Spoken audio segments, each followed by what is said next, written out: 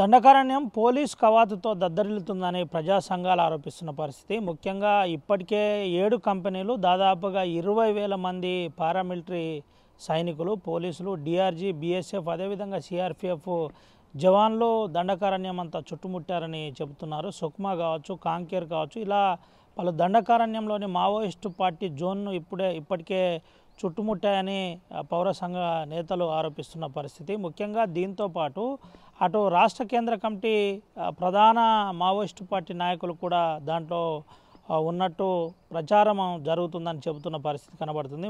ఇప్పటికే దాదాపుగా 200 నుంచి 300 మంది ఆదివాసీ యువకులు పోలీసుల అదుపులో ఉన్నారని పౌర హక్కుల సంఘాలు ఆరోపిస్తున్న పరిస్థితి కనబడుతుంది. అయితే భారత రాజ్యాంగంకు విరుద్ధంగా ఇటు పారామిలిటరీ బలగాలు కావచ్చు, పోలీసులు కావచ్చు ప్రవర్తిస్తున్నారని చెబుతున్నారు. ముఖ్యంగా ఆదివాసీ ప్రాంతంలో ఖనిజ సంపదను ఆదివాసీ ప్రజలు మాత్రమే కాపాడుతున్నారు. మావోయిస్టు పార్టీ విప్లవ పార్టీలు మాత్రమే దీనికి మద్దతుగా అక్కడ రక్షణగా ఉన్నాయి. దానికి నిర్మాణం చేయడానికి, అంటే దానికి పూర్తి స్థాయిలో దానికి నిర్మానుషం, అంటే దానికి సంబంధించిన మనుగడ లేకుండా చేద్దామని కొంత కుట్ర జరుగుతుంది. బహుళ కంపెనీలకు రాష్ట్ర కేంద్ర ప్రభుత్వాలు ముఖ్యంగా అప్పజెప్పే ప్రయత్నం జరుగుతుంది. దానికోసమే మావోయిస్టు ఉద్యమాన్ని అణచివేయడానికి ప్రయత్నిస్తున్నారని చెబుతున్న పరిస్థితి కనబడుతుంది. దీంతో పాటు ఇప్పటికే ప్రజా సంఘాలకు అందుతున్న సమాచారం ప్రకారం దాదాపుగా 20,000 మంది పారామిలిటరీ బలగాలు, డిఆర్జీ, పోలీస్తో పాటు అదేవిధంగా బీఎస్ఎఫ్ కావచ్చు, సిఆర్పిఎఫ్ కావచ్చు, ప్రధాన పోలీస్ పార్టీలు ఇప్పటికే 7 క్యాంపులు ఏర్పాటు చేశాయి. ఆ 7 క్యాంపుల్లో దాదాపుగా 20,000 మంది మావోయిస్టు పార్టీ నిర్మూలించడానికే కంకణం కట్టుకున్నాయని ఆరోపిస్తున్న పరిస్థితి కనబడుతుంది. ప్రధానంగా ఇప్పటికే ఏజెన్సీ దండకారణ్యమైనటువంటి ఆదివాసీ యువకులను వెంటనే వదిలిపెట్టాలి, పోలీసుల అదుపులో ఉన్న వారిని వెంటనే వదిలిపెట్టాలి. దీంతో పాటు ప్రభుత్వం వెంటనే మావోయిస్టు పార్టీతో చర్చలు జరపాలి, ఏ సమస్యనైనా చర్చలతోటే పరిష్కారం అన్న విషయాన్ని అటు ప్రభుత్వాలు గుర్తుంచుకోవాలని చెబుతున్న పరిస్థితి. ఇప్పటికే ప్రధానంగా అంటే గతంలో కొన్ని పార్టీలు చర్చలు జరిపాయి, కొందరు ముఖ్యమైన పాలకులు కూడా చర్చలు జరిపారు. ఇప్పుడు ఎందుకు మావోయిస్టు పార్టీని ఒక సమస్యగా చూస్తున్నారు, వారి పోరాటాన్ని ఎందుకు వాస్తవాలు ఎందుకు పరిగణనలో తీసుకోవట్లేదని పౌర హక్కుల సంఘాలు నేరుగా ఆరోపిస్తున్న పరిస్థితి.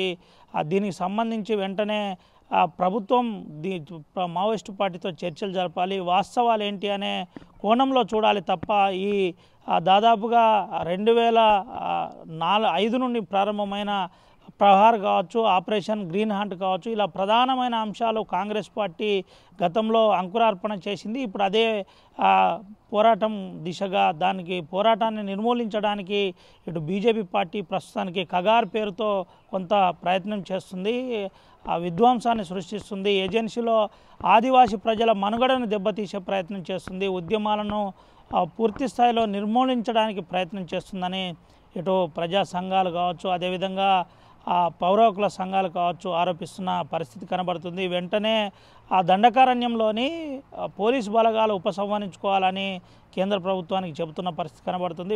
దీంతో పాటు ముఖ్యంగా కేంద్ర ప్రభుత్వం తన వాస్తవికాలపై చర్చలు జరపాలి, చర్చలు జరిపి చర్చల ద్వారానే సమస్య పరిష్కారం దిశగా చూడాలి. కానీ ప్రధానంగా ఇటు మావోయిస్టు పార్టీ నిర్మూలన పేరుతో ఆపరేషన్ కగార్ను వెంటనే నిలిపివేయాలి.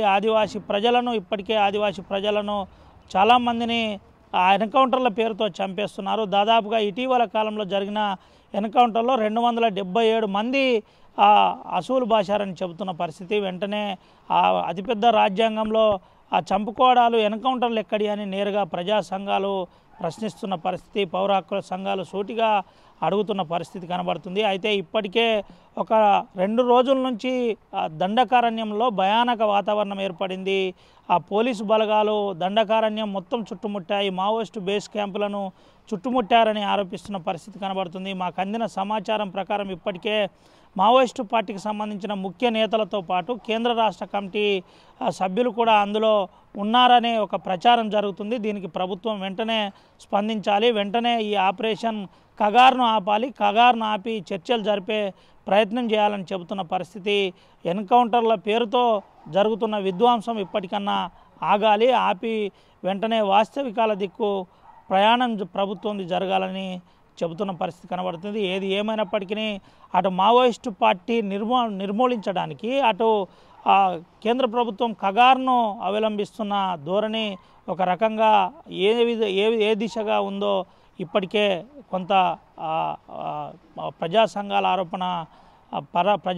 ఆరోపిస్తున్న అంశాలను చూస్తే మనకు అర్థమైపోతుంది. వాస్తవికాల దిక్కు ఇప్పటికైనా ప్రభుత్వాలు ఆలోచించాలని ప్రజా సంఘాలు ఆరోపిస్తున్న విషయాలపై నిజంగానే ప్రభుత్వం స్పందిస్తుందా లేదా అన్నదైతే వేచి చూడాలి. మొత్తానికి 20,000 మంది పోలీసులతో దండకారణ్యం బూట్ల కవాతుల మధ్య దద్దరిల్లుతుందని చెబుతున్నారు. ఆదివాసీ మనుగడకే ఇబ్బందికరమైన పరిస్థితి ఏర్పడిందని చెబుతున్నారు. వెంటనే దీనిపై చర్చలు జరపాలని వారు చేస్తున్న డిమాండ్ని ప్రభుత్వం ఏ విధంగా స్పందిస్తుందో వేచి చూడాలి. అసలైన తొలి వెలుగు.